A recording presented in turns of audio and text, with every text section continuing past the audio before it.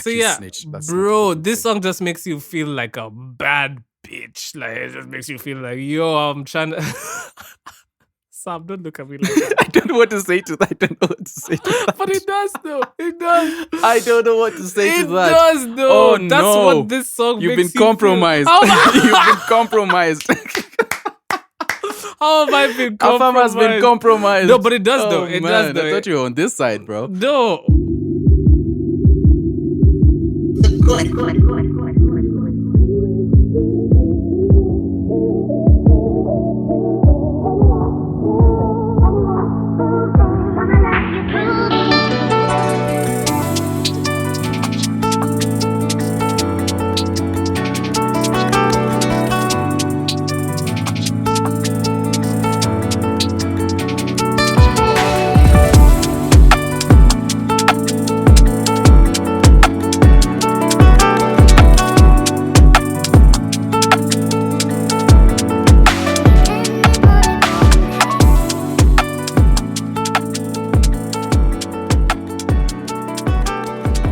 Yo, what's up, and welcome to episode 75 of the 30% podcast, hosted by yours truly, Afam, and my amazing co-host, Sam. Sam, what's up? Sup?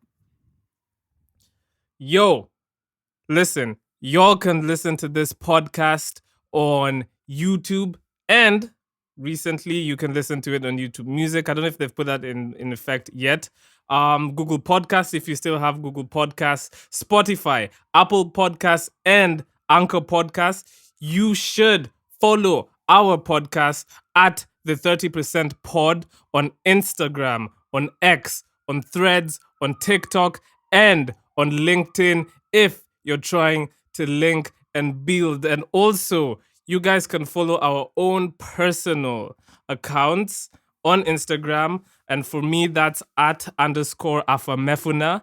And you can follow Sam at Are is late to the party. That's AARE is late to the party.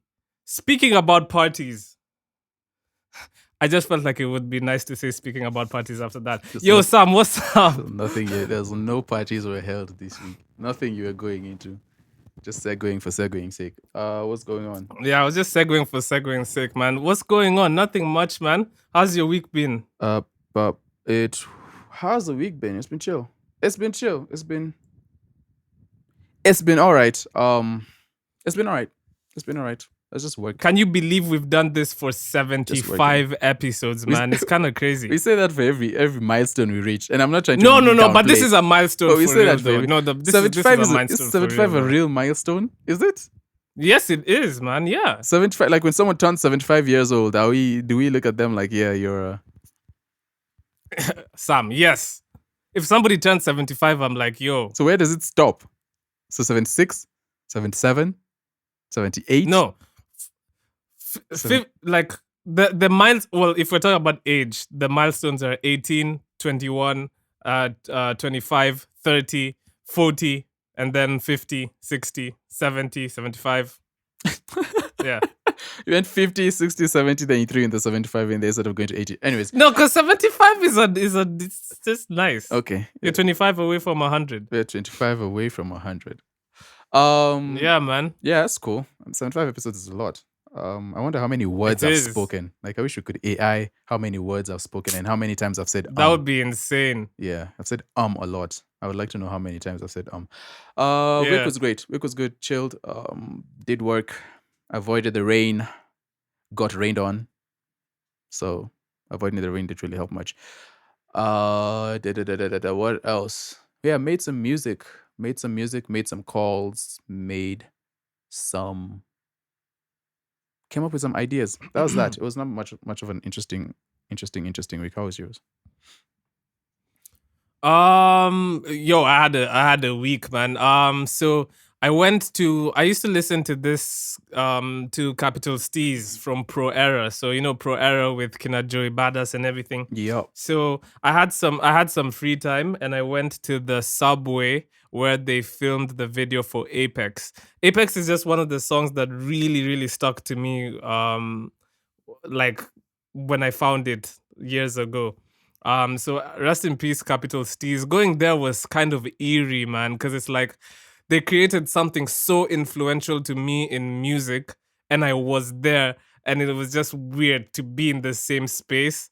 Um, I genuinely feel like Capital Steez would have been like one of the top artists right now if he was still alive. I Yep. think he would be on the like honestly, like if he had continued with his trajectory, because you can never really tell what would happen.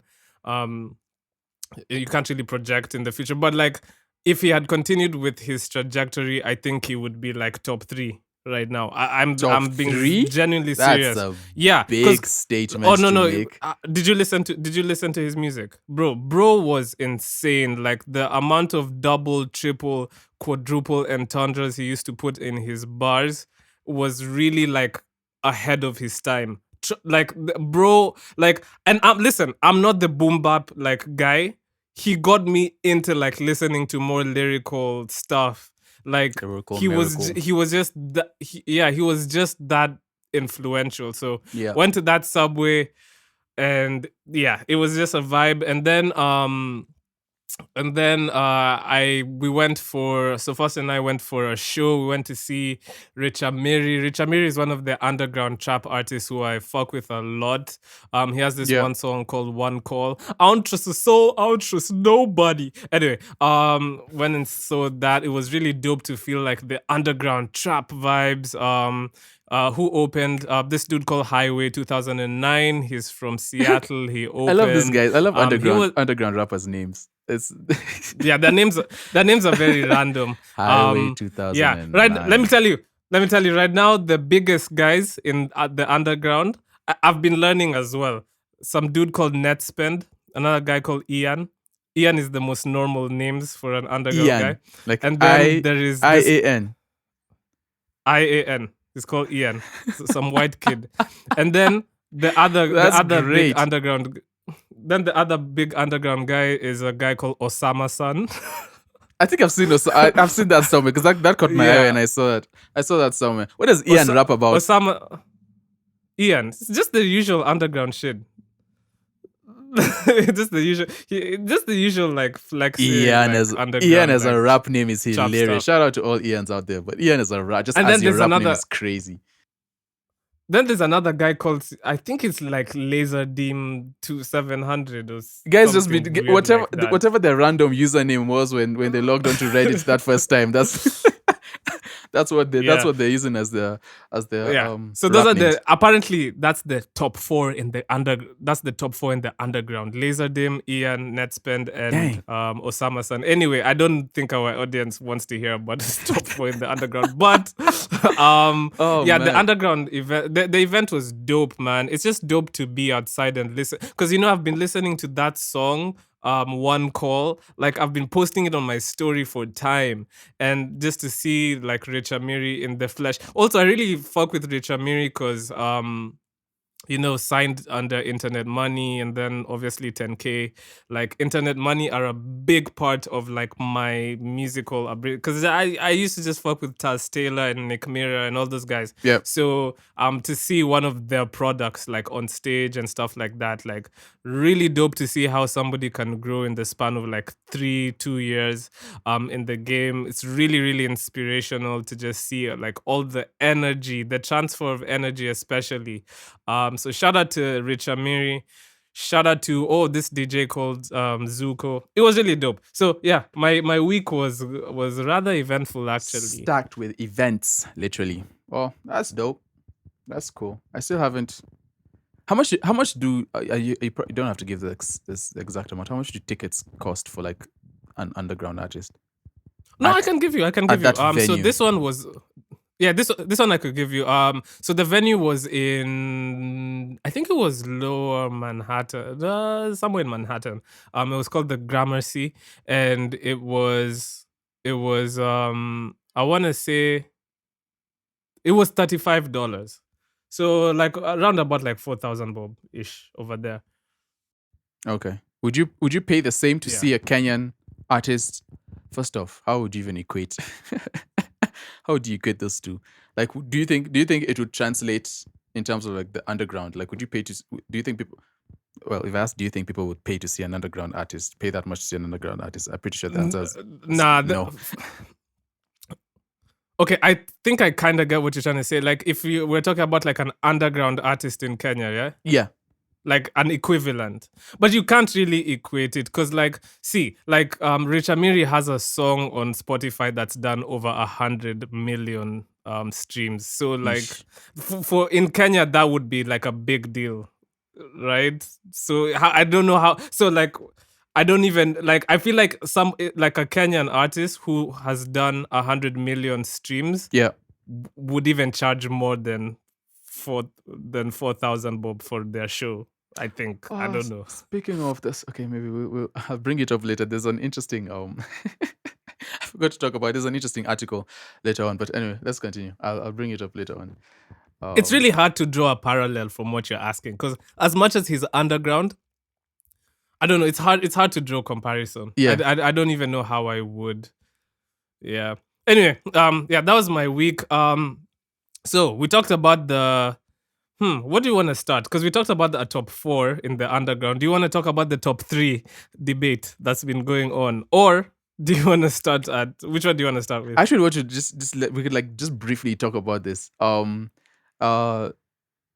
So, and you've not heard of him, and you probably haven't listened to his music. It's called an artist called Guardian Angel. I think he's a gospel singer. He was asked how Okay.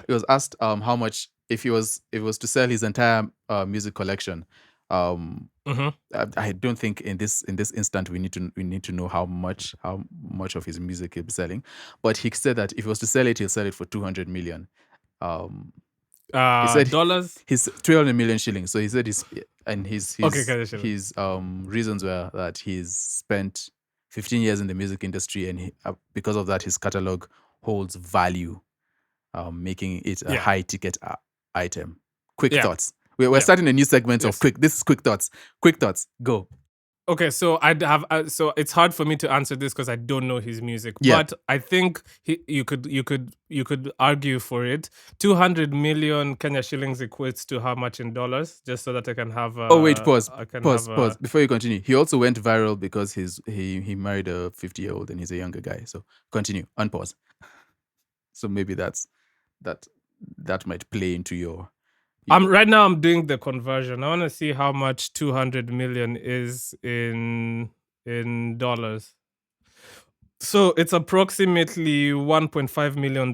Yeah. I could see how to monetize him like that because, like, this is the thing. I'm arguing for somebody whose music I have I have no experience with. But you said it's gospel. Yeah, it's gospel. Is it more like is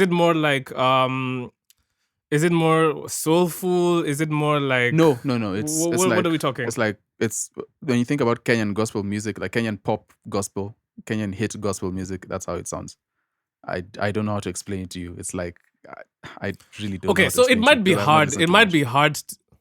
It might be hard to sell that, but like I'm pretty sure, like if you utilize like publishing from outside of just Kenya, you could find opportunities to place that music in shows, in of course, yeah. movies, if you put it in the right hands, depends. it probably could.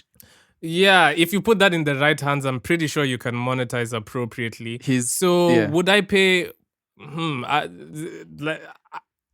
I think you could flip it for $1.5 million. I think you could. I think you could flip that music like appropriately. But obviously you'd have to like really, really monetize like on an international scale. I don't know if you'll be able to. Would you be able to get that?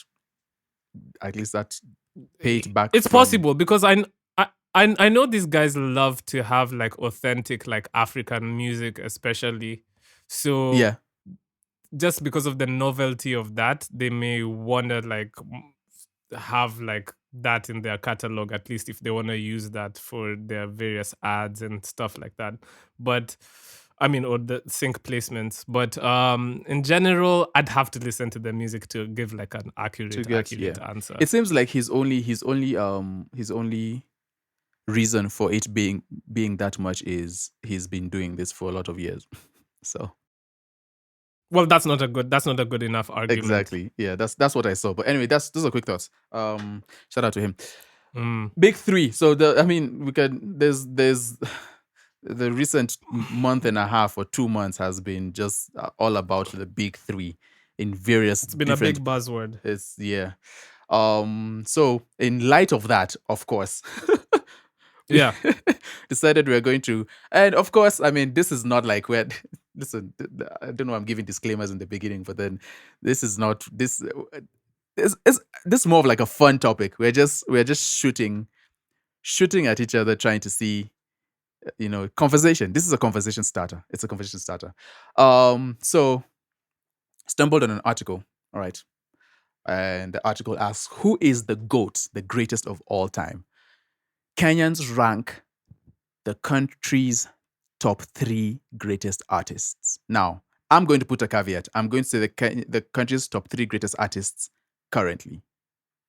Because if we are doing like a whole rank of since the industry started, that's going to be, I don't know if we have enough information for that. So we're just going to do what we see currently now. And the 3 are, drum roll please, Afam. Can we get a drum roll from you, please? I don't know if you can hear that.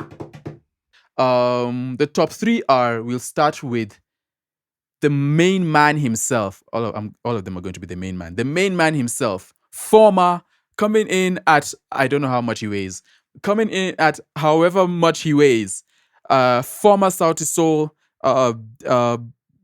group member, current pop star, Kenyan international export, the one and only, this is horrible, Bien Aime. Baraza! Exactly. Woo-hoo! Alusa, are you topless? Yeah. And weighing in at however much he weighs, coming in from the left of the stage now. So Bien entered from the right side. Now this guy is coming from the left. Okay. In the blue trunk. In the blue, yes. Hitmaker, both present and past. Okay. He's been making hits since you were in high school, probably. He has accolades and the social proof to show it.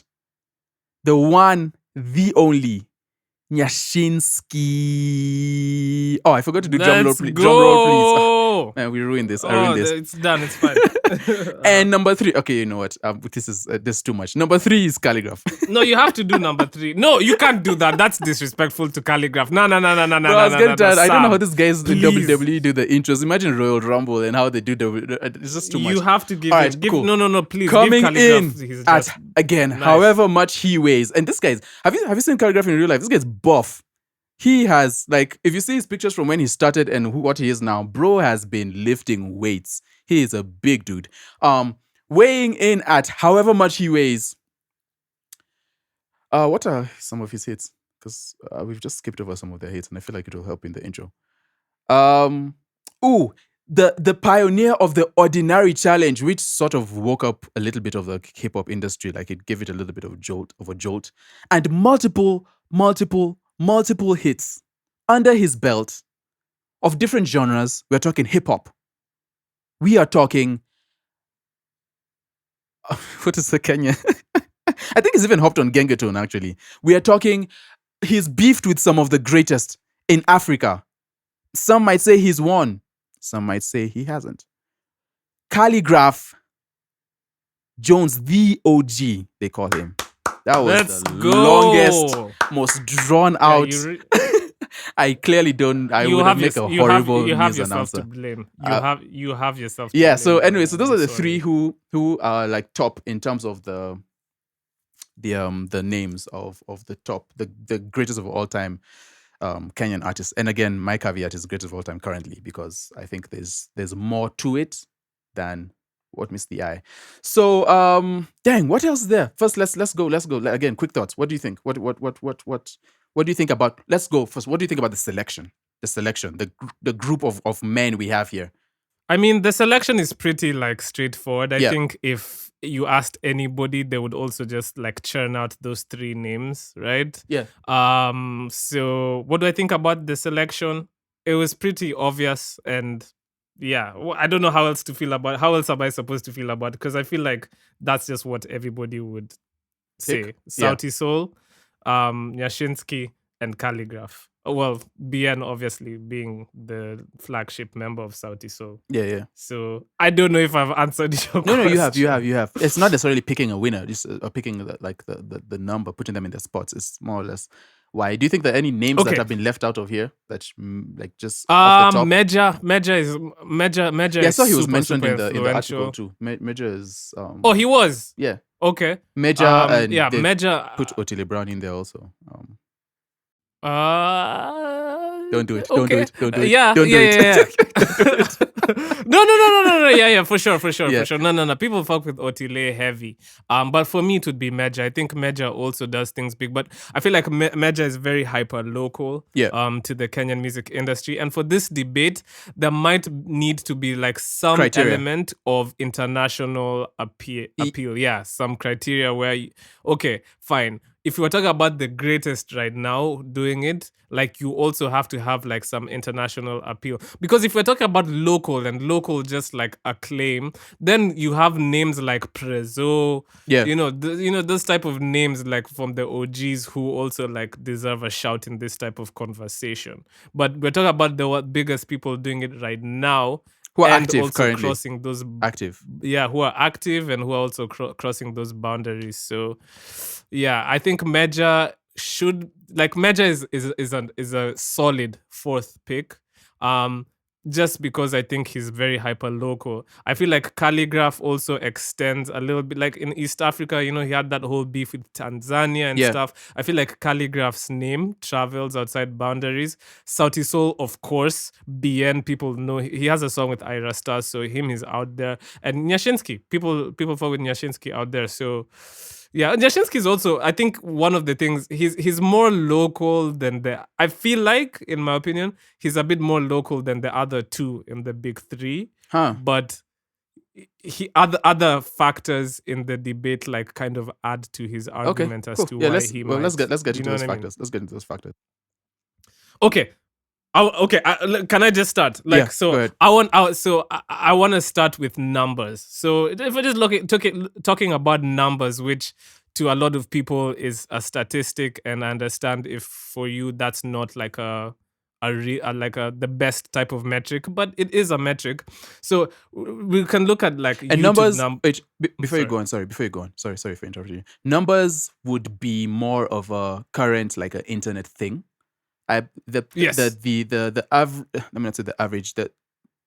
Like the person who doesn't like go on like Spotify or does not frequent YouTube as much would not really put numbers into their criteria if they're reaching these people. It's probably going to be more of and that's of vibes and hype. That's what I'm saying. But like I'm just saying, it is also a factor. Though, No, it is. Right? It is. Like you have to look at the artist as a whole, and numbers is a part of the game, right? So we'll look at numbers in 3 tiers. We'll look at it. Afam is breaking it down. He's doing science on this. Let's go. It's not that much science, really. This isn't much science, but we'll just look at it from their YouTube numbers, their streaming numbers, which for that we'll use Spotify, and for their social media. That's all, really. Just to kind of get a sense of how big these artists are. So on YouTube, we'll start with BN. So BN has 2 YouTube channels, Sauti Soul and his own personal. Do you count one. Sauti Soul as And part of his?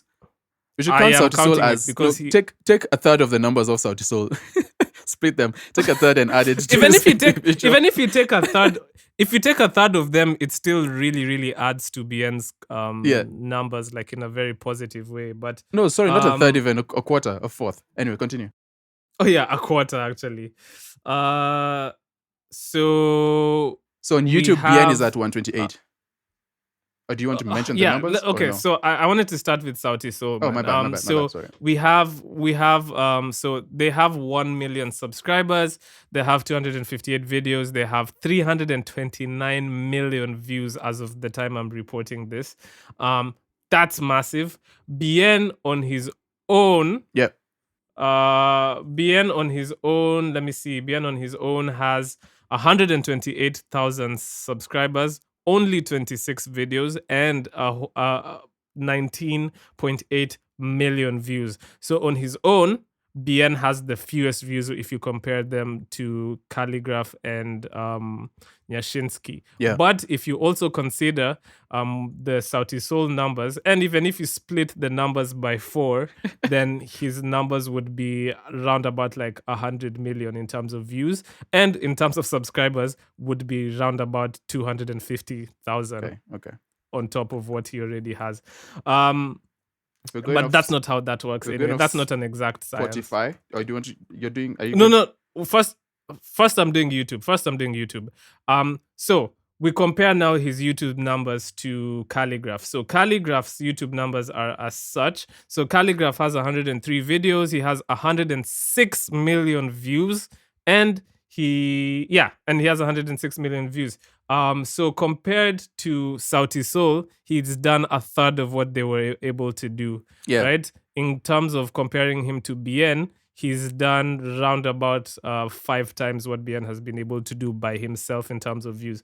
And then lastly, we have Nyashinski, who as an individual has the most subscribers because he has 648,000 subscribers on YouTube. He has 50 videos, which is big because you see he doesn't have that many videos, which means he has more views per video. Yeah. And he has 144 million views, which means and he has 144 million views while Calligraph has 106. So all in all, as an individual, I want to say Nyashinski is doing the best on YouTube, but you have to also consider like Sauti Soul. Yeah, I feel like as a brand, like I feel like we shouldn't separate. I feel like we shouldn't separate one DSP alone. Like we need to combine them for this whole. No. I'm going to do Spotify as well. Like I just wanted to compare them on YouTube because it's a like for like comparison, right? So that's how it's looking on YouTube. On streaming platforms, I have the numbers pulled up as well. BN has 600,000 monthly listeners. Calligraph right now has 94,000 monthly listeners, and Nyashinski has 182,000 monthly listeners. Yeah, 182,000. So BN is listeners. far ahead. So if you're looking at BN is far ahead because we are not even considering Sauti Soul's numbers, which let me pull them out right now. Sauti Soul right now in terms of monthly listeners are at 492,000 monthly listeners. So if we were to combine the two and say he has a fourth of Sauti Soul's monthly listeners, which by the way, I want to reiterate, that's not an exact science, but like if you it's 492 is more or less 500. This is just for argue. It's more or less 500,000 monthly listeners. Divided by 4, that's what? That's 125. 125 added to 600,000 puts him at around 725,000. Yeah. So, bro, I'm telling you, BN, when it comes to streaming numbers, he's ahead. And then the last metric would be social media. So, let's see. Nyashinski in terms and like I said, I just want to use Instagram because it's just simple. Yeah. And like I said again, this is not an exact science. Nyashinski has 795,000 followers on Instagram, and he's following 2 people. We can even just call that 800,000 followers on Instagram. Yeah. BN Aime Baraza has 609,000 followers on Instagram. And Calligraph Jones has 2.3 million followers on Instagram. Now, I don't know, because people be playing games with like the numbers on social media. But let's just go off. Let's just go off that. Let's not throw that in there because we could do the same for YouTube and Spotify. We can, because we know people also juice the numbers on streaming for sure. If we're going off numbers. If we're okay, because he has 2.3 million on Instagram. If we're going through numbers themselves, for me, I feel like the order like kind of goes to, if we're doing a top 3, I would say Calligraph number 3, Nyashinski number 2, and BN number 1. Just because BN has the whole Sauti Soul stuff going for him. Yeah, that's a big boost, especially It's a since big one. he just started his solo career now, and of course he Yeah. has one album and a couple of singles under his belt, but he literally just started. So if we're talking about BN, we're talking about BN with Sauti Soul attached, Yes. sort of. And it's crazy. We can't separate them. It's crazy that like it's like he's just starting, even if he's been a staple in the game for many years. Do you get what I mean? Yeah. Like, because he's just starting as Yeah. a solo. solo, and he's But able to have this many like this much numbers wise. momentum. Numbers and stuff. How much do we put Kleptomaniacs into Nyashinski's career? If we since we're talking about Sauti Soul and huge and BN. Because obviously Tuendelea ama Tusiendelee is one of the biggest songs. So like now if we're talking about, like, if you ask any regular Kenyan, right, just out of all the three, who has the biggest song ever? Like, just if you have to point to one song, I think most people would agree like Nyashinski was part of like a bigger just individual song. Like, so you think so? I think so. I genuinely think so. I think that song was way more influential. What do you mean bigger? Influential, okay. It had more reach. It was used in politics, and unfortunately, a lot of music that does really or just crosses so many borders within the country and stuff. Unfortunately, politics has a lot to do with that. If you look at Unbogable, you look at DNA with Banjuka, like all those are songs that were used for politics, right? There is a correlation between our country's biggest songs and politics. It's just an observation. And Tuendelea ama Tusiendelee was also used for the same, and therefore I think like most Kenyans would be like, yeah, I feel like if we're talking about like a big song, that would be the biggest one. So do I think Kleptomaniacs has a part? Yeah, but in general, I feel like Sauti Soul weighs more or brings more to the table than Kleptomaniacs does. Yeah. To the debate. I would agree. I don't know about biggest song though. Like I feel like that's to some extent that could be debated, but it's debatable. Yes, I agree. I can bring something else. Another thing, I think another thing that I would put in there is that we would put in there, I guess, is international reach. Yes. And all of these artists to some extent have worked with artists from the outside.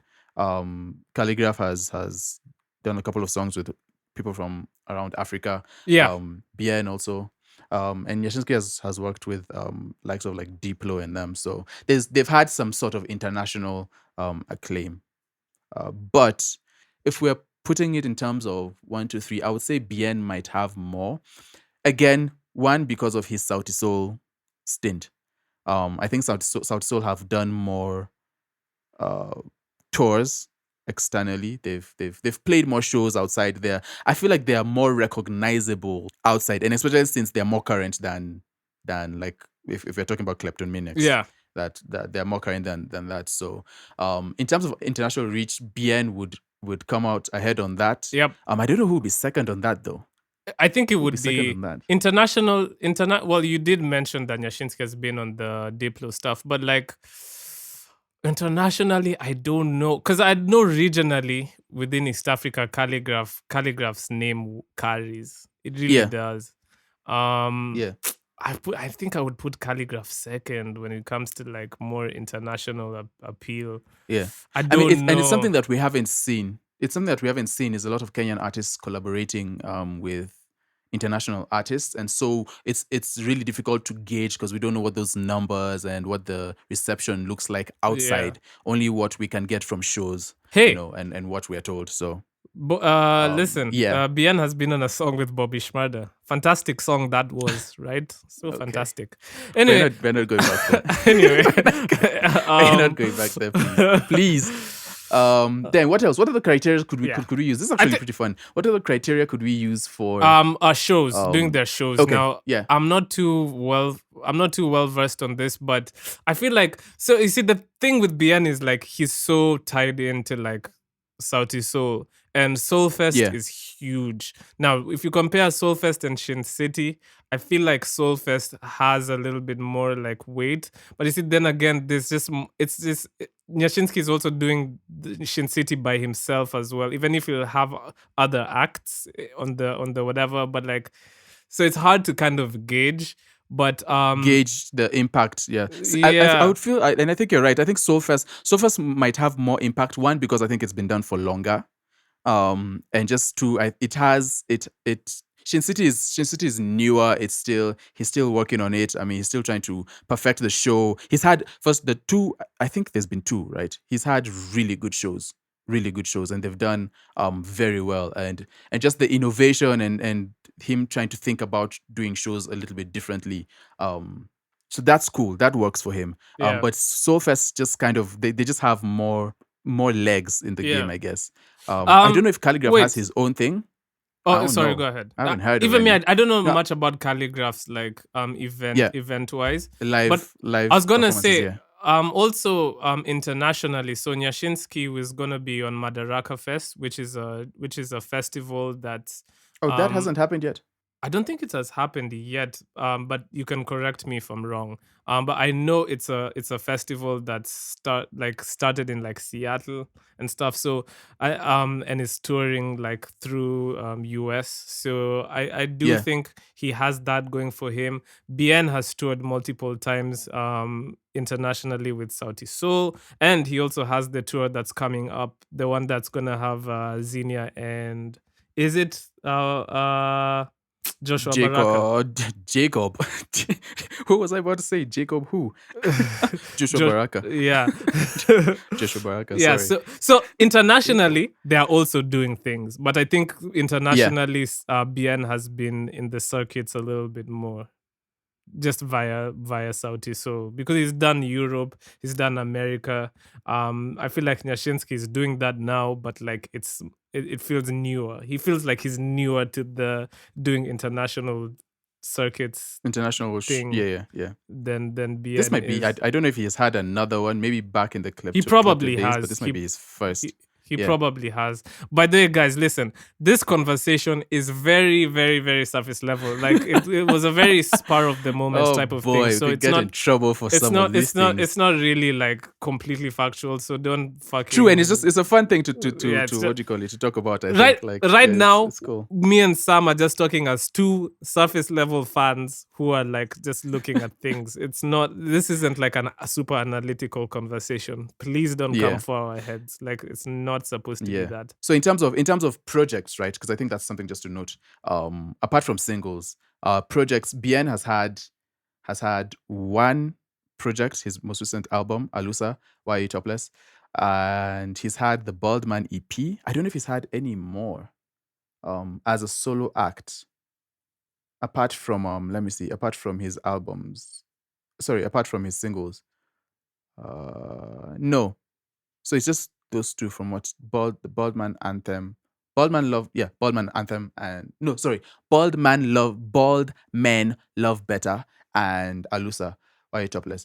Nyashinsky has had one project, which is Lucky You. And has he had an EP? Oh yeah. Yes, he has. The Good Old Days, which he released. So it's just Lucky You and The Good Old Days. Is it? I feel like he's had more. Am I wrong in this? But yeah, no. So he's had one project and one EP also. So like Bien, but Bien's EP was not solo. It was a collaboration. And the last entry Calligraph Jones has had, from what I can see, at least 5 albums. Solo, of course, his solo career. But Calligraph, I mean, if we're talking about Calligraph, we're talking about his solo career because he hasn't been in a group. So like the other ones. So in terms of projects, he has more projects. Bien also has I forgot about that. Bien also has projects with Sauti Soul. So that's just I don't know if that plays into it, but that's just interesting to note. As solo artists, Bien and Nyashinsky are sort of like newer in terms of the amount of projects they've released. Is there any other criteria that we need to note before? I don't know. Plays a verdict? I think we've done like numbers. We've done numbers on YouTube, numbers on social media, numbers on streaming. We've done their shows. We've done, what else have we done? Projects, but very minimally. Projects as well. I feel like we could gauge impact, right? Because that's huge in terms of impact. Just as artists, it's kind of different because Calligraph really his focus tends to be a lot on hip hop, while the other two are more pop sounding acts. If we're going for impact, I would put both Nyashinski and BN at number one. I don't think in my brain I can separate those two in terms of impact. Like whenever they present, they sort of present with a very very impactful, they seem to be loved by all. I can see that. That's what I say on that. I don't know. Yeah. Okay. Wow. That was an interesting conversation. That's a deep dive in a half. That was a deep dive. Moving on swiftly. Bro. So wait. Before we move on, we have not declared a winner.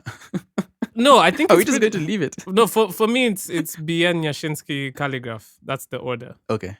I would go the same, yeah. BN Nyashinski Calligraph. Yes, sir.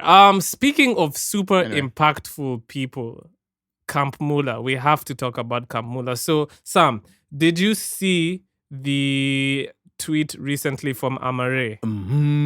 Let me know. I didn't see it, but you told me about it. My Twitter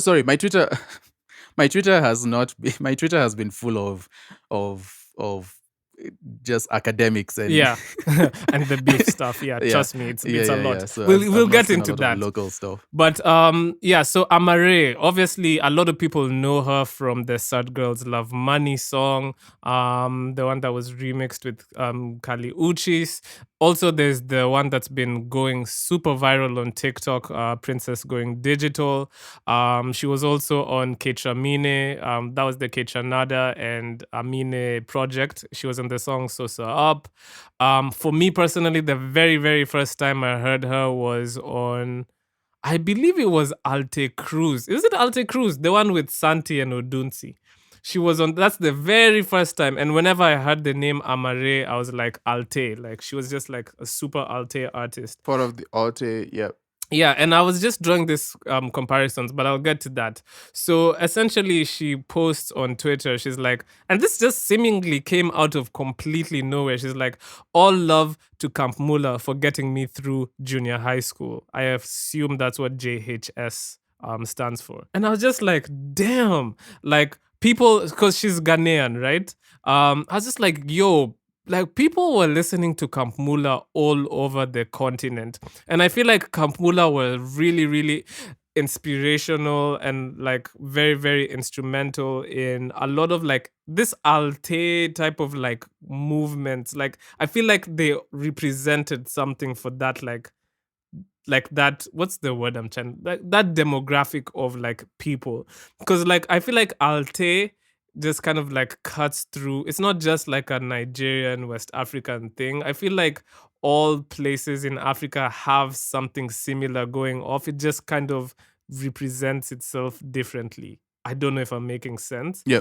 But like it just, I know a lot of like every year on Twitter, there's always a debate that will happen where people will say, oh man, I miss Nakumat or I miss Camp Mulla. Everyone misses those two things, Nakumat and Camp Mulla. Like those are Nakumat and let me tell you, Nakumat and Camp when Mulla. it comes to nostalgia, people miss and two things. Choco. People miss two things. It's Camp Mulla and Nakumat.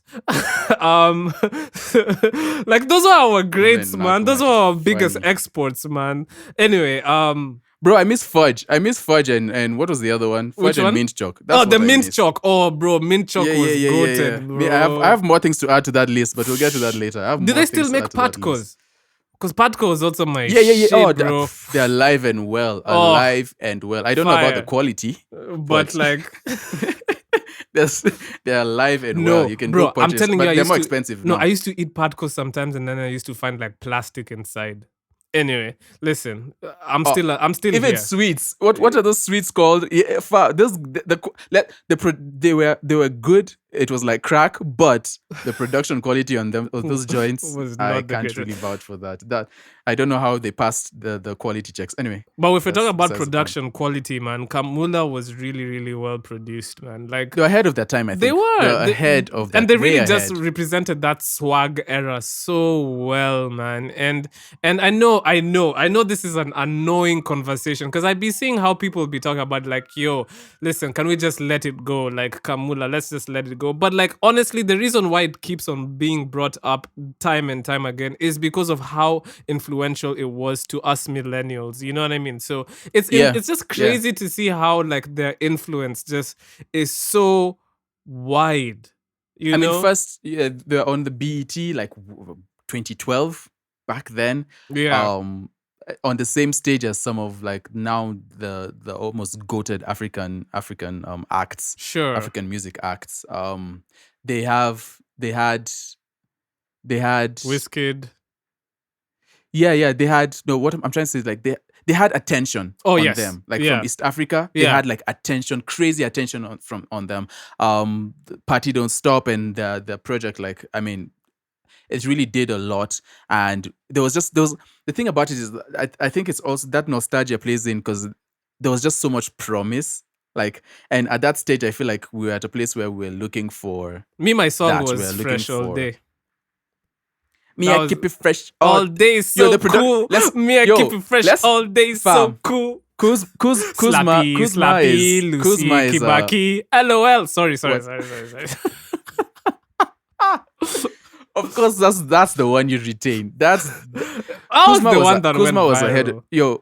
Yo, shout out Kuzma, man. Where's shout bro? Out Kuz- like, I don't know where bro is. I honestly the production no idea on where he those is, joints was he ridiculous. He carried, man. He was a visionary, man. Because like production wise, these guys were like in the time, the production was fantastic, and it worked for them because it was their sound. They were not like hopping on any other sound. It was like very tailor made for the four of them. Four. Am I getting this wrong? Four of them. No, four. Yeah, Four. And obviously, Mikey was always just there, like I think he used to like semi-manage this whole thing. Well, and stuff. Managers technically part of the group. Exactly. So then we can say 5. Yeah, but we can say 5. It was great. Yeah, 5 of them. Nah, it was a time, man. It was a time. It was a time. It was a time that we'll never get back, unfortunately, because yeah, it's not. I know one day they're gonna do like a Camp Mulla like reunion like show or something. Not at a reunion at they're now making music together. No, because they're all so very different now. I know Teo is into like media now. DJing as well. I think Shapperman is also DJing a little bit, but Shapperman is more just like he's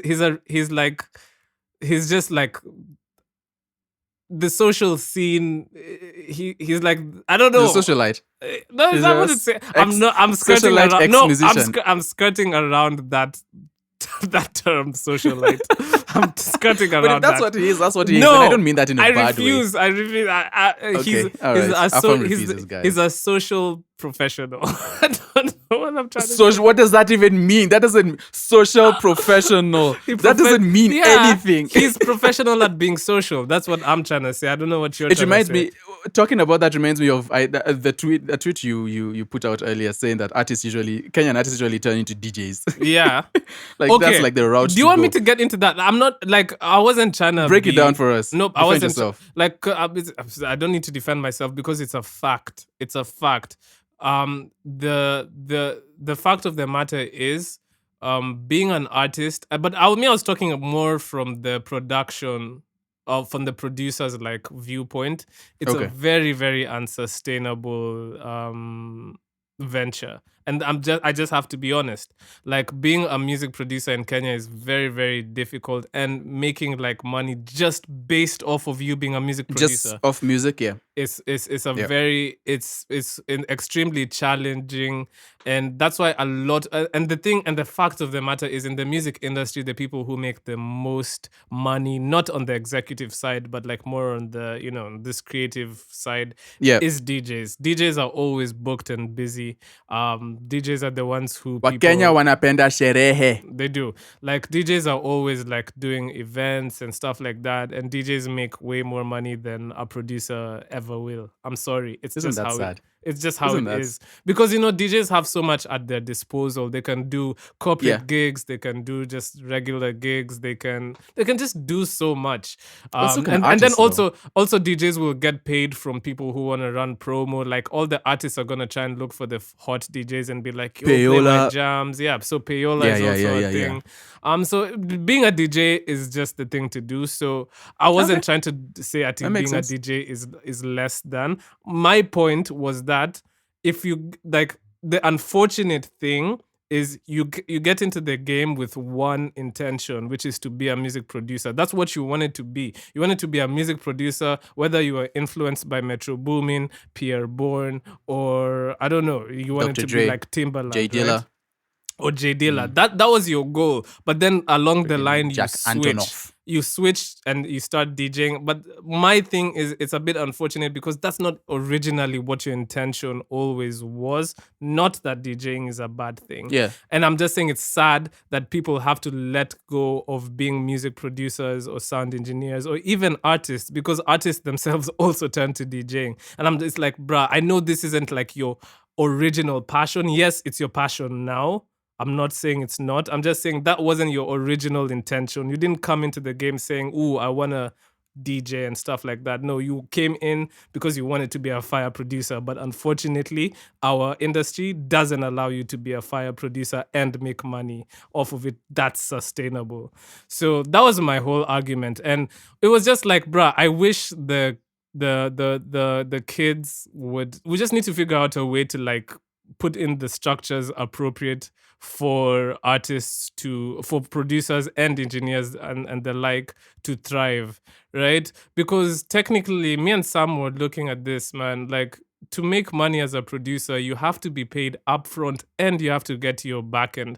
And the problem is, most people in the music industry will say, if I pay you upfront, I'm paying you for work for hire, I'm not giving you your percentage back end. But that's not how it's supposed to work. Can we just pause? Can I just say that's absolutely ridiculous? Yeah, it's bullshit. And most of the time when they do that, they want to pay you upfront the same amount that they'll be paying you if you're doing it's ridiculous. And then the unfortunate thing is somebody will say, okay, fine, maybe I can't pay you upfront, but I will give you all this back end. But even then, the back end, you sign your splits and stuff, it means nothing. Yeah. It means nothing because the legal system is so did 12,000. Yeah, or the numbers aren't good. But even if the numbers are good, following up on these things, just because of how our industry is almost impossible. Boy, oh boy, don't ask me. I know. But like, yeah, so basically it's just like making money as a music producer is very, very difficult. Even if you have a hit song, you could see a music producer and you're like, yo, they have like 3 hit songs out. Sour, fine. Are they making any money? Ask them that question. You'll see. We saw it recently with Magic's Anger, and he talked about. I actually watched a couple of interviews of his, and not to dwell too much on this, but I watched a couple of interviews of his because he's sort of getting himself back up since the last media, I want to say negative media. They tried to clown him for not having money or something like that. But he's kind of back up on his feet. He's producing again. I think he's somewhere in not in Nairobi. He's outside of Nairobi, but he's doing work in like a studio and stuff like that. And we saw that with him. Like he's had in the interview, he said that, I mean, he's produced so many. He had so many hits from. I mean, Magic's Anger was at some point he was on the radio a whole bunch, but a lot of these artists did not sign nothing with him. They didn't pay him for anything. There's no back end. He was just doing it like off in the studio, like let's create a vibe. Then they take the song and put it out. So that's something that it's unfortunate. It's unfortunate, and it keeps happening. And for it to improve, unfortunately, you have to. So it's just a multi-layered problem, because if the artists aren't making money, because ultimately the artist is the one who's gonna. Most of these artists are not signed to labels, and if they, you know what I mean, like most of them are doing things independently, right? So who's gonna pay the producer for the beats? It has to come from the artist. Now, are the artists making any money off of their art? Barely. Artists only make money through very little, if any. So if artists aren't making money, then they don't have enough money to pay the producers or the engineers. So now, Yeah. And then now, because you know they don't have enough money, so what are you gonna do? You're gonna work on them based off of y'all's relationship, and you're gonna do appropriate splits. Now you do the appropriate splits for the songs. Yeah. But is that giving you any revenue? No. Why? Because our revenue collection, our royalty collection systems are flawed. So therefore, as a producer, you just don't make any money. At least Flawed. I like flawed. yeah, because at least the artists, they have this one thing that can go for them, which is gigs. But ask any producer if they get any percentage from the artists doing No. gigs with their Nope. music, unless you're a super Nope. super smart guy and you've finessed it and you've done contracts and you're like, fine, if you do any shows, and then the problem is it's hard to quantify, because the artist will come at you with an argument like, fine, I'm doing a show, you're saying you should get 10% from the shows I perform, but all the music I'm performing isn't music that you produce. Then you get into like some very like gray areas, like, okay, so how do I quantify that? You know what I mean? Yeah. So it's like, as a producer, you only have two streams of income. It's either you're getting the money, you're being paid upfront, or you're getting the money from your splits from publishing and the master. That's it. That's all you have. Go find. Yeah, you really have to find other streams of income. So that's why in my tweet I was saying, you either become a DJ or you decide, listen, there's no money here. I'm gonna start doing work audio for corporates. I'm gonna start doing scoring. I'm gonna start doing voiceovers. I'm gonna start doing and no ads. shame. And there's no shame in that. There's absolutely mad money there too. There is. But my argument was that your original intention? What was that what you originally wanted to do? And for most people, it's not. And that's sad. That is what I'm saying is sad. But like, ultimately, you have to figure out how to make a living. And I will never, ever admonish or like tell somebody what they're doing is wrong for making that decision and putting their livelihood first. I'm just saying it's sad that your original intention to be a musician couldn't pan out just because of how our industry is. That's all. And there you have it. That was Afam with what segment is that? I don't even know what segment. I don't even know. Also, this is going to be a very long podcast, guys. I'm sorry. Yeah. Hey, we apologize. Anyway, shout out to Amiri. Hold on, I was just gonna say shout out to Amiri. Shout out to Mulla. Yeah, we were talking about Mulla. we were. And listen. Yeah. I know you guys, especially in Mulla, like when these conversations come up, you kind of roll your eyes because it's like, guys, just get over it. Like, we're doing our own like careers and we're all happy now. I get it, but like, I just want you all to know, like, you guys were very, very inspiring and influential to a lot of us. A lot of us in the music industry like looked up to you guys. And so when you see all this like stuff and like, oh, I miss Mulla and stuff like that, it comes from a place of love. So anyway, and just to add on that briefly, we don't need to go into the deep dive. We don't always need to go into the deep dive of why they split. Yes, because I think that's always a thing. Like, there's constant interviews whenever anyone who is associated with Mulla goes on an interview. So tell us, why did those stories are out there if you need them. They're out there already, I guess. I think what we could do is change how we talk about them and stop focusing on the negative of, oh, they split, or the whatever happened between them. No. But so outside of that, they are really big. So speaking of things splitting up and, well, coming together, I guess, in this situation, UMG are officially back on TikTok. So who could have seen this coming? I didn't see this coming. I would never have seen this coming. So yeah, they made an agreement. Yeah, it seems like they've gone back to the table and seen things. And obviously, I feel like Taylor Swift's success could have had some role to play in this whole thing. Yeah, maybe that's I think so. A big observation. That's actually interesting. Now I want to see how exactly because I mean, come on, her numbers are the biggest numbers that we're seeing currently. So maybe she's had, and if she's had some play, then this girl has a lot of power. Woman, young lady, she does. But anyway, they're back together. So we're going to start hearing Drake and them back on TikTok. Oh boy, yeah. So Lucian Green. That's sorry, go ahead. Fun. No. Continue. So Lucian Grange, he's been brought up in the whole Drake versus whatever. Kanye West said some stuff about Lucian Grange, but he is the chairman and CEO of UMG, and he says this new chapter in our relationship with TikTok focuses on the value of music, the primacy of human artistry, and the welfare of the creative community. We look forward to collaborating with the team at TikTok to further the interests of our artists and songwriters and drive innovation in fan engagement while advancing social music monetization. Now, what I've gleaned from reading all this stuff is I don't know anything about like anything. I feel like it hasn't like all these articles I've read about them coming back together and whatever have told me nothing. I have no idea whether they got back to the table, an artist will be paid more. I have not like I don't know. Sam, did you read any information that's helped you like understand whether like artists will be properly like Well, remunerated from l- from TikTok and stuff like that? Like,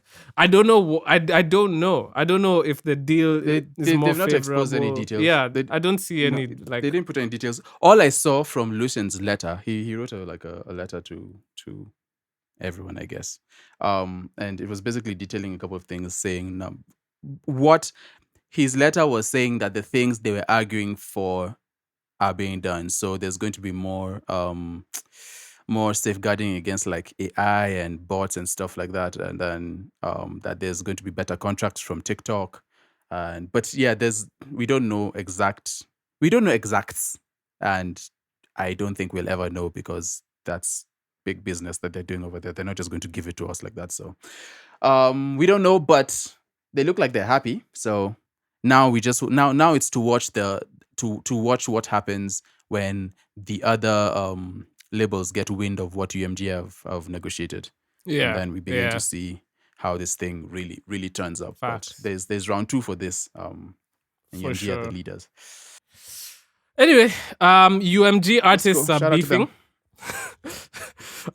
Kendrick and Speaking of UMG, oh goodness, bro, this beef is kind of insane right it now. can't be ignored. We can't We ignore it. This is a can't. moment in hip hop. Okay, It this is is. a moment in hip hop. This is what Nas and Jay Jay Z Z. was back in then back then Yeah. to them, Like and Jay Z and Beanie. Jay Z has been in beefs. 10 years from now, we'll be talking about this moment. Like This that There'll be night. documentaries about this. Oh, Yeah, yeah. That night when Drake dropped Family Matters, and then 43 minutes and it later, went to all hell.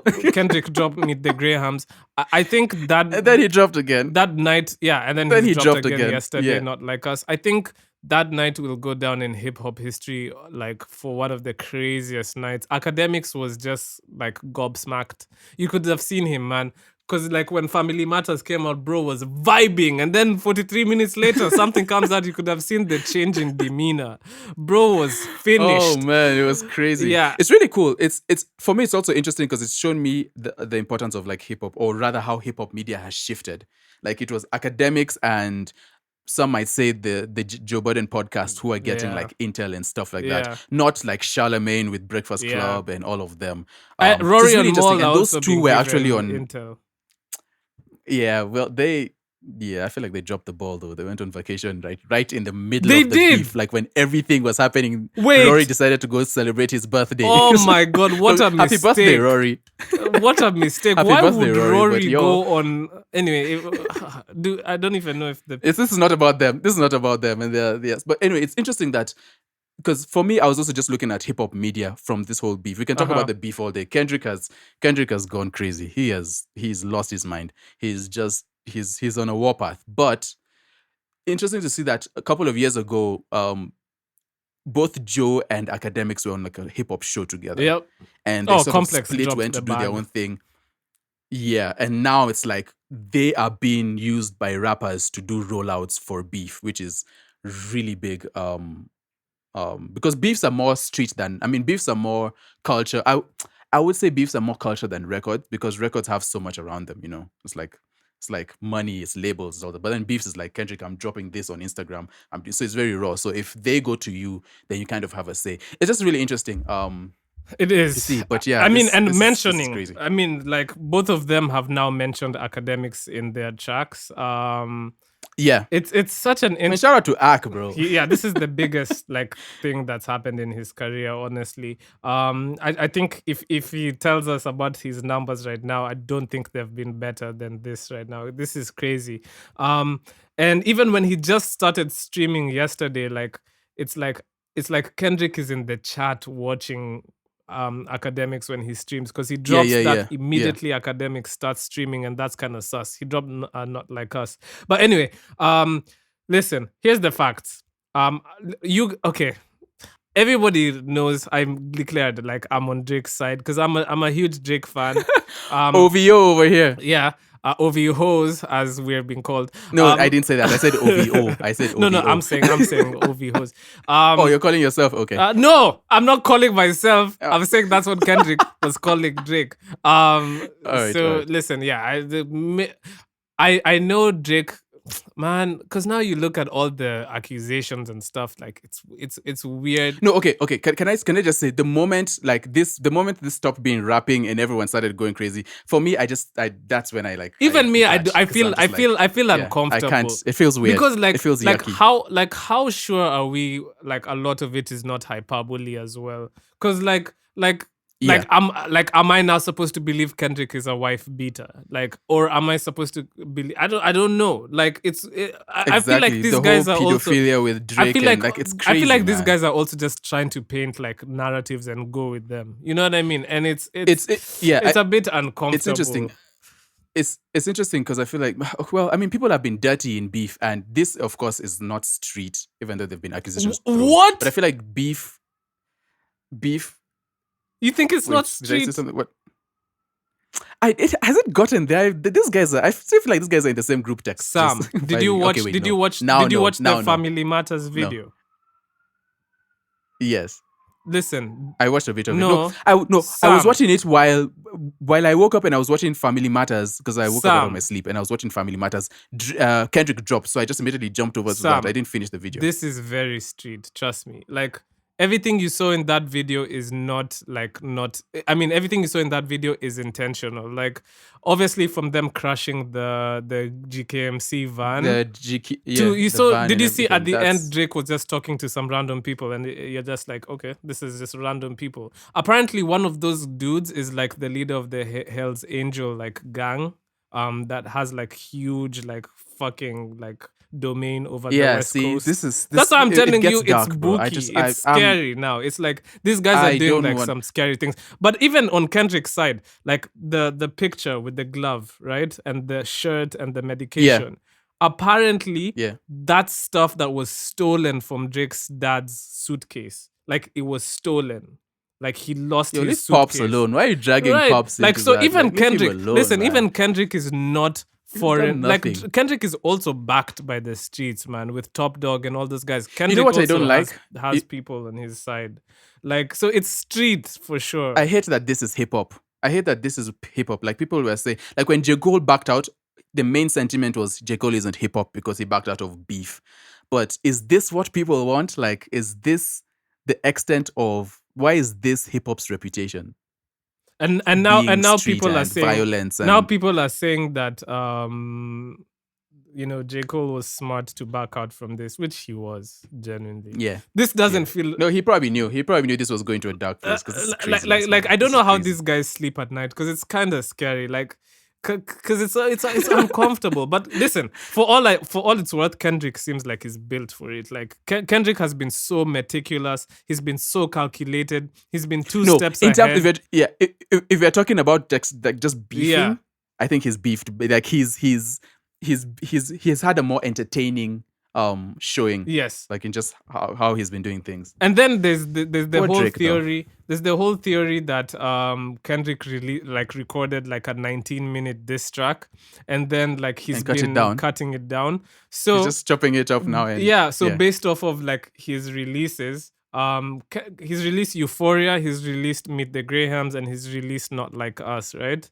What else has he released? All different tracks. Wait, what else has he released? Has he released anything else? I mean, aside from Like That, which started this whole thing. So there's a theory that that he has like a lot more in the tuck, and also he's doing a strategy where he's like recording like 2 verses, and then he'll leave like an open for the third verse, so that like if Drake does something that's more current events, he can add like he'll just quickly write to that. yeah, and but that's skill though. The that skill is to write that so in much is skill. also big. And then the callbacks, the have you ever, whatever. He's like the Riddler. Like Kendrick is like the Riddler. Like right now, he's like the Joker, man. Yeah. He's leaving clues. He's playing crazy games. And the then, whole 616. Bro, did you see all the guys 16? Went crazy Did you on see Twitter. the whole 616 theories? Tupac's birthday. That was the date that Euphoria first aired an episode. That was Canadian Father's Day. 616 was also well, it's obviously a callback to Drake's timestamp songs. What else was 616? There was something else. We're talking. Besides throwing random people in there, what's his name? OJ Simpson. No, but that's not random. That's not random because the song was the glove. The glove was in the artwork, so it's not random.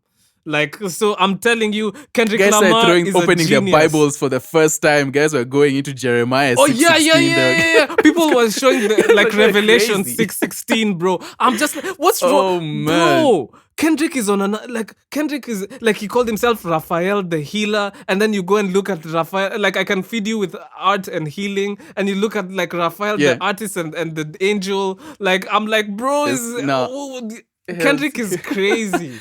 And listen, this is going down as how to properly beef. Like, this is crazy. I'm a Drake fan. I'm also a Kendrick fan. Like, obviously, Drake is more like influential to me. But listen, we're losing. Like, that's what's happening right now.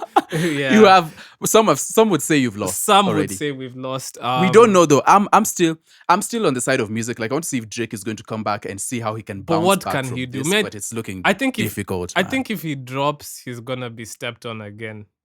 But I think now immediately, but Kendrick is just going to keep. But I think now Drake has learned. So I think if Drake drops, he has like 3 more or 4 more in the tuck now. I think he's or he could just wait for like a couple of months and then release like a big track. But nobody wants to. Okay, people will still care, obviously. But like, I mean, it'll still be declared a loss. Kendrick will have won in the moment. Exactly. So, But anyway, my final opinion on this is, I think Drake had a hard time because one, I think a lot of people wanted to see him lose than they did want to see Kendrick win. I don't know if that makes sense. I feel like there's a lot of sentiment that Drake people just don't like Drake and who he's become today. And I understand. Do you think it matters that just on this point, do you think it matters that he acknowledges that and still says that he's better than that he's better than that, like he can better it? Of course. Like, listen, you're an MC, you're a rapper. Like, being a rapper, being in hip hop is about having that braggadocious, that confidence. You're supposed to say you're the best. Like, that's what you are if you're in hip hop, right? But the fact of the matter is, I think in public opinion, I think Drake is a little bit not in favor. So I don't know. I don't even think there's anything he does that'll convince the public that he's won. I think everyone Kendrick wants him to lose. And one-off strategy. Yeah. So and also just based off of what's been laid in front of us, Kendrick is winning. So even numbers wise, let's see. Numbers wise, Kendrick is winning, which is strange because Drake is supposed to be the numbers exactly, because guy. It's Drake. Yeah, it's Drake. Yeah, so he's beating him at his own game.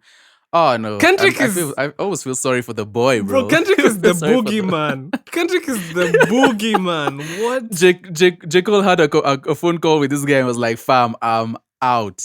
I am out." Okay. Anyway, man, we'll see. It's still going on, so we'll see. We'll see.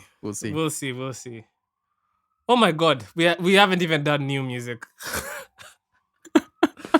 Okay, brilliant. New music, Sam. What were the people listening to, or what were you listening to? Man, let's see. Okay, Max dropped Village Champion. That was cool. I like that title of the song. That was dope. Hilda Watiri, who released last week, I think, or in the past couple of weeks, she released, I want to say, an EP, if I'm not wrong.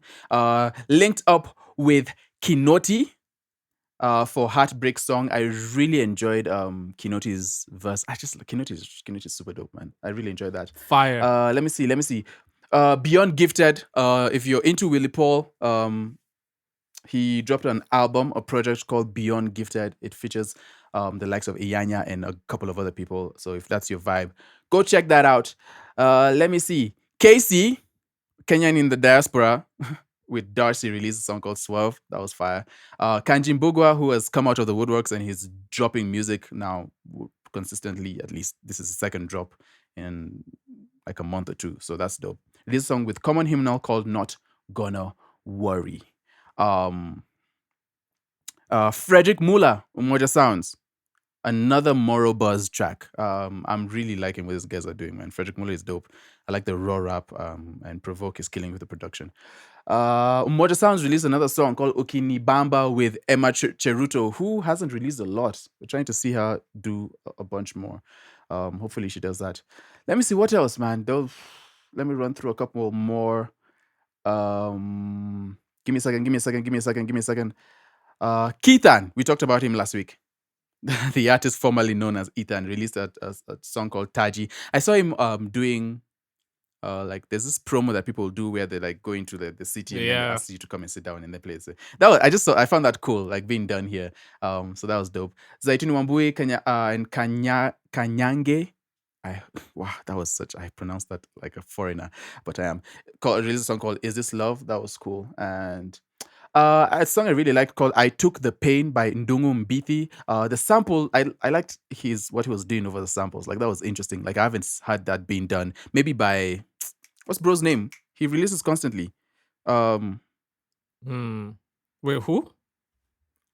What's his name? He does like this underground type music, underground beats and rapping. I'm not sure who you're talking about. Yeah, it's right here. Anyway, that was cool. I really enjoyed that. Is there anything you enjoyed? I mean, you've kind of gone through everything I listened to. Oh, my bad. Yeah, so sorry. We just don't have much time. Did you say Kikomo by Colossal Music? I actually did not. Yeah, that was fire. Yeah, I think for me, I'll just go to the one that I really liked, which was Motorola Money by tg.blk, tg.blk. I really liked it. That song came out. She releases unconventionally nowadays because that song didn't come out on Friday. It came out like earlier. It was like Wednesday or something like that. It was random. Yeah, we don't always have to stick to the Friday too. So that's true. Actually, like why do we? Like, you know what I mean? Like we only do it because that's what everyone does. But like, what's the real reason to do that if you're not in the Western whatever? Like you can drop whenever you want. You can drop like Kendrick at 6:16 on a random fucking day. So Yeah. so for me, I really in the morning. I really enjoyed that song. Just the production was dope. Fam, no, let's that bounce. It's a dope bounce. The bounce on that was ridiculous. It was shout out to the producer. 112. Shout out to the producer. 112 BPM, which whenever I see any song produced at St. Patrick, yeah. Whenever I see a song produced at 112 BPM, it just makes me think Kechanada. That's like his BPM. When Kechanada be doing songs in 112, just know shit's about to go down. The song was an F sharp minor. Keys in songs have had like some controversy in the past week. Shout out to Kendrick with the A minor. Yeah. This is just my type of breakdown. Kendrick, the song, when I listen to it, evokes the color purple. Would you care to share why? It just does. I can't explain why. Well, it is. And I feel like this is something very diverse in terms of like, because from TG, what you expect is more of like the grimy, like underground, like hip hop beats, like the almost like the Earl Sweatshirt, like underground shit. That's, you know what I mean. But like this is a departure from her usual sound, and I like it. I like that she's being very experimental and diverse. One thing I really like about this song is the chants, of her saying the word feel or the ad libs. It makes for a very, it sticks in your head. essentially, because it's chanty and it's like Ear candy. it's like when Glorilla released Yeah Glow, and all you could have in your head was just saying Yeah Glow because it's repeated over and Yeah, over or again. Yeah. or what's this guy's name? The accused snitches. Yeah, when that came Oh out from yeah, I forgot his Ghana, name. Ghana. Yeah, Yeah. gonna So accused yeah, snitch. That's not bro, what you this say. song just makes you feel like a bad bitch. Like it just makes you feel like, yo, I'm trying to. Sam, don't look at me like that. I don't know what to say to that. I don't know what to say to that. But it does though. It does. I don't know what to say to that. It does though. Oh, That's no. what this song You've makes been compromised. you feel. You've been compromised. How have I been compromised? Afam has been compromised. No, but it does though. Oh, It man, does though. I thought you were on this side, bro. No. Yeah. Yeah, listen. Shout out to TG for making, I believe this is like Motorola Money. No, this is It's like fire, what though. do they call it? This is like voguing. It's a short song too, 151. Huh? It's a short song. Oh yeah, It's 151. Yeah. minute. Shout out to that. Yeah, This is like almost 2 minutes. voguing material right here. So yo, shout out to TG. I think that song is amazing. Just I didn't expect it. I just didn't expect She also her to made- go. It's super dope. She also made New Music Friday, like Spotify's New Music Friday, like Oh, for real? general New Music Friday list. Yeah. Yeah. She's on there, which is but super fire. For TG now, that's like Yeah, it's like, like come on. par for the It's easy. course. Like I expect it from her. For and, Kenyan artists, though, it's big, it's a but big like thing. It's a big like I don't know why, but like I hold her to a very like now I'm like okay Higher standard? yeah, Oh, boy. yeah I do like nowadays I'm just like yo, she's gonna be one of the biggest Kenyan names in music by the way, Sam. Like it's just written in the stars. That's how I feel. There's some people who I see like, and this is not just in music. Written in the stars, This is not just in million music. miles There's some people away. I see like in just like I just interact with and I'm like, yo, you're gonna go really far. You know what I mean? And there's some people who just give you that vibe. So that's just the vibe I get with her. So Sam, if you would allow me, I would love to play the song Motorola Money by tg.blk. You're such an asshole. You're so self-centered, and you never think about anybody else. You're such a bitch. No thanks, love. Niggas always on a pay cut. Bitches always on a pay cut. I just went about to stay calm. No thanks, ho. Bitches chopped, I ate those. What else? Motorola money pay phone. What else? I got wet when the ring go. I love it when the bad bitch say mine. I love it like cash in the bank. You love it and you can't eat out. She cleaning up the boss takeout. Change on my mind. Feel. Chains on my body. Feel. Change on my mind. Feel. Chains on my body. Feel. I walk in the room and it bounce. Feel. I'm a big bitch saying now. Feel. Yeah, you can look, can't touch. Feel. I don't like the face, cut him out. Feel. Pussy bite back like ow. Feel. Marriage to the game, no vows. Feel. Big kitty bitch, you a mouse. Feel. Pussy bite back like ow. I love it when the bad bitch say mine. I love it like cash in the bank. You love it and you can't eat out. She cleaning up the boss takeout. Change on my mind. Feel. Chains on my body. Feel. Change on my mind. Feel. Chains on my body. Washed up, the waves too strong. Shook my ass for too long. Man, they never move on. Taste the TG right on their tongue. Motorola money on my cell phone, bitch. Chat GPT, AI shit. Chat that cheap shit, it don't hit. Titty sit, I look fit. Made that off the internet. Control, alt, delete your next. I love it when a bad bitch say mine. I love it like cash in the bank. You love it and you can't eat out. She cleaning up the boss takeout. So that was Motorola Money by tg.blk. Shout out to TG. Shout out to them for That's releasing like Cater this. Bounce. Yeah, that was some fantastic music. Sam, that is another episode of the 30%. Yo, shout out podcast if you're still down the listening, can. man. Shout out to you. Oh, I know, man. This has been a long one. Yeah, this is. I think this is the longest podcast we've done. Like just we've had Solo. long. Me Yeah, we've had long podcasts with interviews and guests, yeah. but like just me and you, like this is the longest we've done. So shout out to you guys for sticking Good conversation with us. Yeah, good Yeah, yeah. conversation. I feel like always good conversation when I'm speaking with you, Sam. You're an amazing co-host. Oh, thank you so much. You too. And yeah, I mean, I'll just briefly say, guys, y'all know me at this point. I've been trying to push this 3C's business, and I will just like literally just say, listen, always work on your craft. Always strive to improve in the music industry because listen, you don't know when the opportunity is gonna come. Always be consistent because you need to be in people's faces all the time. People need to be hearing your music, like it needs to be inescapable. And lastly, have confidence in your music because if you don't have confidence in your music, other people will not. And people like to associate themselves with things that they feel are, great. Like if you project that your music is great and you're confident in it to that level, then people are going to follow suit and do the same or feel the same way. Yeah, man. That's a fact. Anything That's else a to fact. add?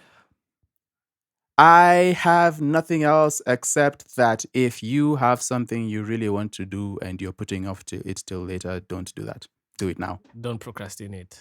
Do not. Kwa hayo machache. Yeah. That was episode 75. That was episode 75, one of our longest episodes. Yeah. But thank you guys so much for sticking with us. And we will catch you on episode Let us know if you disagree with anything too, please. Yeah. Sorry, yeah. Afam, sorry.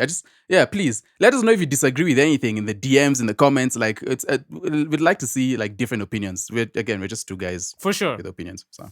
For sure, and we stepped off the ledge a lot, especially in that top 3 conversation, because it was just like it wasn't an analytical. You don't get in trouble for that. You know what I mean? It wasn't Anyway, listen, shout out to you guys, and we'll see you guys on episode 76. 76.